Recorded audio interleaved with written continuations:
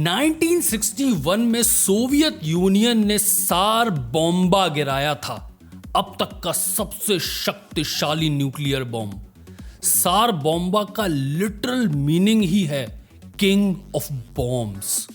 यह इसलिए नहीं बनाया गया था कि उन्हें इसकी जरूरत थी इतने शक्तिशाली बम की। यह बना था एक आर्म्स रेस की वजह से, एक कोल्ड वॉर। मकसद सिर्फ एक था, बड़ा, तेज, ज्यादा पावरफुल। और आज बिल्कुल वही रेस हम गेमिंग माउस की दुनिया में देख रहे हैं। कई सालों से कई सारी कंपनियां एक साइलेंट कोल्ड वॉर लड़ रही हैं। ज्यादा डीपीआई, ज्यादा पोलिंग रेट और वेट कर दो कम, बस नंबर्स पुश करो। लेकिन अचानक कुछ बदल गया। यूट्यूबर होने का एक फायदा है, मुझे नासा लेवल चीजें तब मिल जाती हैं जब दुनिया को पता भी नहीं होता, और दुनिया को पता भी हो तो वो इतनी महंगी होती हैं कि लोग खरीद नहीं सकते। और ऑनेस्टली मैं आपको एक बात बता दूं इस वीडियो की शुरुआत में, अगर आपको प्रॉपर लैब टेस्टिंग चाहिए तो दूसरे यूट्यूबर्स को देखिए। उन लोगों ने तो लिटरली एक हाई स्पीड कैमरा को लगाकर इस माउस को टेस्ट कर रहे हैं वो लोग। तो मैं तो वो नहीं कर सकता। और वो हाई स्पीड कैमरास यार, गाड़ी की कीमत क्या आते हैं। मैं बस यहां हूं आपको ये बताने के लिए कि मैं जेन्युइनली कितना वियर्डेड आउट कि ये माउस बाकी माउसेस से कितना अलग बिहेव करता है। माउस जैसा बिहेव करना चाहिए बिल्कुल नहीं करता। आपके हाथ में दे दूं आपका दिमाग फट जाए। थोड़ी पुरानी बात बताता हूं आपको। याद है जब हमने रबर बॉल को वाले माउस यूज किया करते थे और ऑप्टिकल सेंसर तब स्विच कर दिया था हमने। बहुत पुरानी बात बता रहा हूं कि रबर बॉल आया करती थी माउस में और ऑप्टिकल स्विच एक इनोवेशन था। हम सब सोचते थे बस इनोवेशन अपने पीक पे पहुंच गया है माउस में, लेकिन जो मेरे हाथ में अभी है, मैं उसी लेवल का टेक्नोलॉजिकल जनरेशनल चेंज देख रहा हूं, उसी लेवल का। बहुत बड़ी बात बोली है मैंने, दिमाग फाड़ने वाली, इसलिए आप गौर से सुनना। फाइनली यार एक ऐसा प्रोडक्ट रिव्यू करने को मिला जो जेन्युइनली इंटरेस्टिंग है। ऐसी चीज मैंने पहले कभी नहीं देखी, और हम तो यूट्यूबर हैं, जब मैंने नहीं देखी तो आपने कहां से देखी होगी। ये है Logitech G Pro X2 super strike.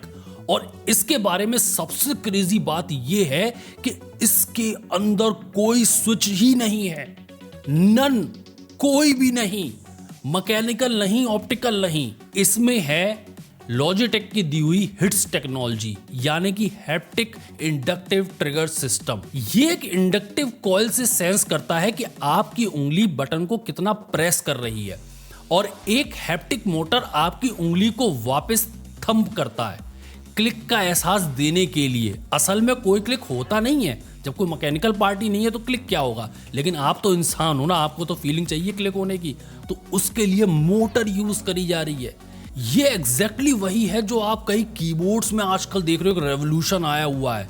जब आप फिजिकल स्विचेस ही हटा देते हो तो एक फिजिकल लिमिटेशन हट जाती है और कई जादू आपको देखने को मिलते हैं। एक उदाहरण के तौर पे एक अलग से बात कर रहा हूं। गाड़ियों में अगर आप देखो 3 सिलेंडर वाले इंजन होते हैं, वो वाइब्रेट करेंगे ही करेंगे।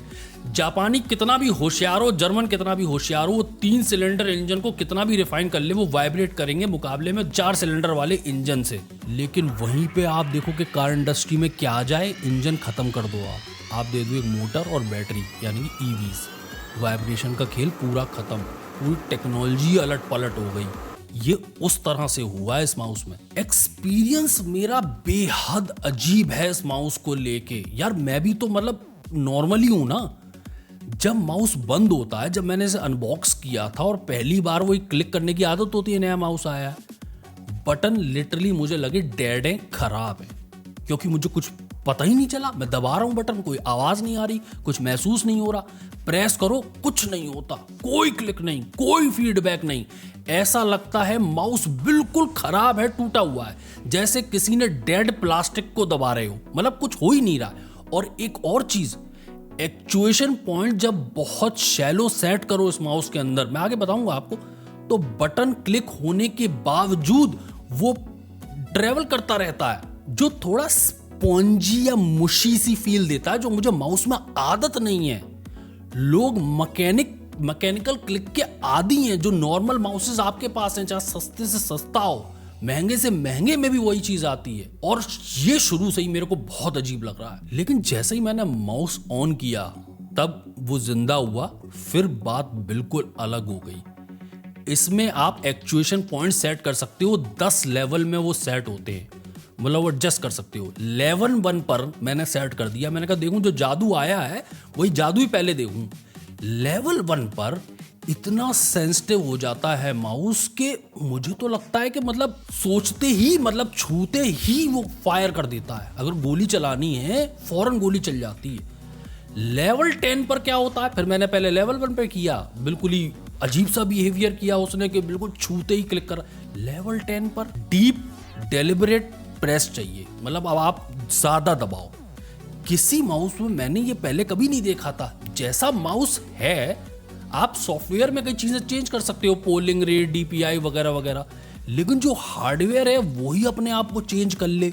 एक ऑफ रोड व्हीकल जो है वो हाईवे व्हीकल बन जाए। और इससे एक अच्छी बात ये हुई है, बटन्स जो हैं वो आप ये कह सकते हो कि इमॉर्टल हो चुके हैं, अजर अमर हो चुके हैं।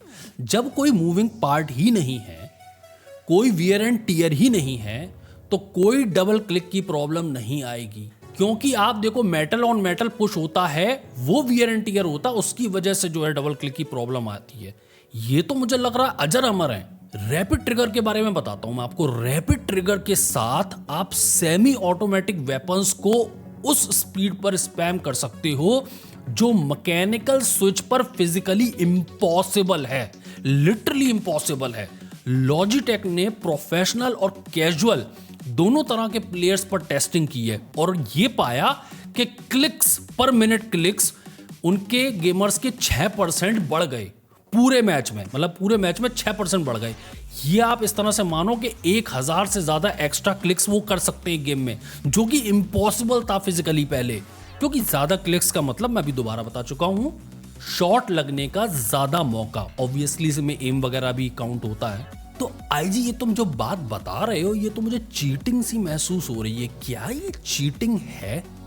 फील तो ऐसा ही होता है, सुनने में भी लगता है। लेकिन देखो मैं थोड़ा डिप्लोमेटिक लैंग्वेज यूज करते हुए बात करता हूँ। लिटरली चीटिंग तो नहीं है, लेकिन इसको अगर अंग्रेजी की भाषा में कहूँ तो ये हार्डवेयर असिस्टेड एडवांटेज जरूर है। तो मतलब मैं, और अब आप कहोगे आईजी मैं साफ साफ पूछ ले रहा हूँ, पे टू विन है, यानी कि पैसे दिए और जीते?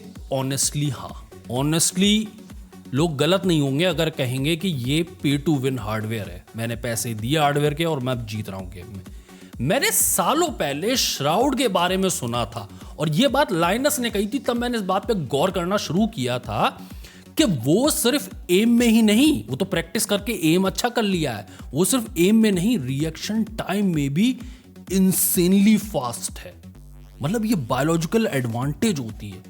मतलब अगर मुझे और श्राउड को आप सिंपली एक काम दो कि बटन दबाना दोनों को, हर बार श्राउड जीतेगा। एम लगाने की बात नहीं कर रहा हूं, कोई स्किल की बात नहीं कर रहा हूं, मैं सिर्फ एक बात कर रहा हूं कि कौन ज्यादा जल्दी क्लिक दबा लेता है। श्राउड हर बार, रिएक्शन टाइम उसके ज्यादा है। इसलिए जिन लोगों का रिएक्शन टाइम स्लो होता है, इस माउस ने उनकी क्लिक लेटेंसी को 20 से 30 मिलीसेकंड तक कम कर दिया है। ये छोटा नंबर नहीं है, एक बहुत बड़ा एडवांटेज हो जाता है। मिलीसेकंड की लड़ाई होती क्लिक करने की। लेकिन सच ये भी है, मैं दोबारा रिपीट कर दूं, अगर आपकी एम ही खराब है, गेम खेलना ही नहीं आता, आपको पता ही नहीं है, एम नहीं लगाना, प्रैक्टिस नहीं है आपकी, तो आप जो है ऐसा कुछ खास उखाड़ नहीं पाओगे। वो ज्यादा आदमी कर लेगा। लेकिन हाँ, अगर आप दो लोग बराबर हो, आप गेम खेलते हुए आए हो, आप प्रैक्टिस करते रहते हो, आप अच्छे हो गेम में, और फिर आप ये हार्डवेयर खरीदते हो, तो आप एडवांटेज आपको मिल रही है। और मैं आपको ये जो बात बता रहा हूँ इस माउस के बारे में, खासकर मैं तब ये बात बता रहा हूँ कि दूसरे लोगों ने भी बहुत महंगे और अच्छे माउस खरीद रखे हैं, उनके पास ये रैपिड ट्रिगर वाली चीज नहीं होगी जो आप बहुत तेजी के साथ क्लिक कर सकते हो और मल्टीपल शॉट्स ले सकते हो। बाय द वे, स्पेक्स की बात कर ली जाए, लॉजिटेक के इस माउस में जो इनोवेशन है वो तो मैंने आपको बताया है, जो हिट्स टेक्नोलॉजी है। इसके अलावा ये एक फुल्ली लोडेड फ्लैगशिप माउस है। सब कुछ जितनी भी बेल्स और वेसल्स होती हैं उसमें है, जैसे हीरो 2 सेंसर, 100 से 44,000 DPI, zero smoothing, zero filtering, light speed wireless पर 8000 हर्ट्ज, 90 आवर्स की battery life, power play compatible, यानी कि वायरलेस चार्जिंग पैड पर रखो और बैटरी जो है वायरलेस माउस की प्रैक्टिकली इनफाइनाइट है, आपको कभी तार नहीं लगाना पड़ेगा। वेट 61 ग्राम्स, 61 ग्राम्स, और इसे कम रखना आसान नहीं था। इसमें मल्टीपल चीजें लगी हैं जो इतनी टेक्नोलॉजी, इतने मोटर वगैरह डालने के बाद भी इसका वेट 61 ग्राम्स है। मतलब इसमें कई चीजें करी गई हैं। मैं आपको बता रहा हूं, जो हैप्टिक मोटर डाली गई है वो हैवी होती है। नॉर्मली इस माउस को हैवी हो जाना चाहिए था, लेकिन लॉजिटेक ने इसकी शेल को और पतला कर दिया, जो कि ऑलरेडी वो लोग करते हुए आए हैं, इसमें वो पारंगत हो चुके हैं। बिना हॉलो शॉलो किए ये शेल को इतना पतला कर देते हैं कि वो बहुत हल्का हो चुका है। जो पीसीबी है इस माउस के अंदर, उसके सेक्शंस कई हॉलो कर दिए हैं। स्क्रूज तक लाइटर मटेरियल के यूज किए जा रहे हैं। और एक और बात बताता हुआ चलूं कि ये सारी सेटिंग्स के लिए आपको जी हब सॉफ्टवेयर की ज़रूरत होगी। ज़्यादातर फ्लैगशिप माउसेज लॉजिटेक के जी हब सॉफ्टवेयर यूज़ करते हैं। अब कुछ लोग सोचेंगे और कहेंगे वाह जी वाह, एक और महंगा माउस और उसकी वाहवाही। देखो महंगा तो बहुत है।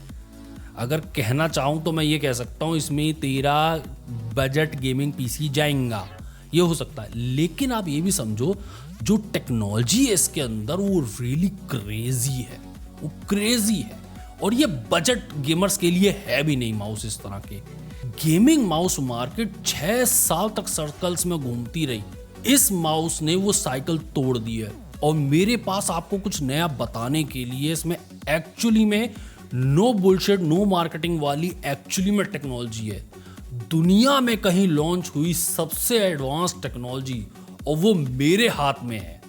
यार मैं फीलिंग बता नहीं सकता जो मैं इसमें अभी महसूस कर पा रहा हूँ। बाय द वे, इस माउस के लिंक्स आपको नीचे डिस्क्रिप्शन मिल जाएंगे, इसके बारे में और पढ़िएगा। भले ही आप खरीदना ना चाहते हो, बहुत महंगा माउस है, सबके लिए नहीं है, लेकिन आप इसके बारे में जानो कि ये क्या नई टेक्नोलॉजी आई है। ये कीबोर्ड में भी रेवोल्यूशन आ रहा है अभी 1-2 सालों से, और माउस में भी अब आना शुरू हो गया है। वीडियो अच्छा लगा हो तो लाइक करें, चैनल पे पहले आया सब्सक्राइब करें। मैं हूं आईजी, आप देख रहे थे इंडियन गेमर चैनल। मैं मिलता हूं अगले वीडियो में, तब तक गुड बाय, टाटा।